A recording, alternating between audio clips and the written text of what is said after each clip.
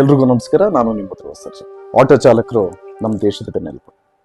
ಅವರು ದಿನ ದುಡಿಯೋದು ತಮ್ಮ ಕುಟುಂಬಕ್ಕಷ್ಟೇ ಅಲ್ಲ, ಸಾರ್ವಜನಿಕವಾಗಿಯೂ ಸಾಕಷ್ಟು ಒಳ್ಳೆ ಕೆಲಸ ಮಾಡ್ಕೊಂಡು ಬಂದಿದ್ದಾರೆ. ಇವತ್ತು ಅವರು ತಮ್ಮ ಕುಟುಂಬ ಸಾಕಕ್ಕೂ ಭಾರಿ ಕಷ್ಟದ ಪರಿಸ್ಥಿತಿಯಲ್ಲಿ. ಯಾಕೆಂದ್ರೆ ಎಲ್ಲೂ LPG ಗ್ಯಾಸ್ ಸಿಗ್ತಾ ಇಲ್ಲ, ಎಲ್ಲ ಕಡೆ ಆಟೋಗಳು ನಿಂತೋಗಿದೆ. ಇನ್ ಕೇಸ್ ಗ್ಯಾಸ್ ಸಿಕ್ಕಿದ್ರು 1 to 2 ರೇಟ್. ಇನ್ಯಾವಾಗ ಅವರು ಗ್ಯಾಸ್ ಹಾಕಿಸಿ ಬಾಡಿಗೆ ಹೊರತು ಹೆಂಡತಿ ಮಕ್ಕಳನ್ನ ಸಾಕ್ತಾರೆ.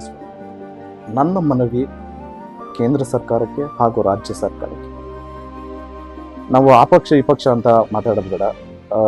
ನೀವೆಲ್ಲ ಹಿರಿಯರಿದ್ದೀರಿ, ತಿಳಿದವರಿದ್ದೀರಿ, ಇದನ್ನು ಆದಷ್ಟು ಬೇಗ ಬಗೆಹರಿಸಿ ಅಂತ ರಿಕ್ವೆಸ್ಟ್ ಮಾಡ್ತಾ ನಾನು ಮಾತು ಮುಗಿಸ್ತಾ ಇದ್ದೀನಿ. Thank you so much. Jai Shriram.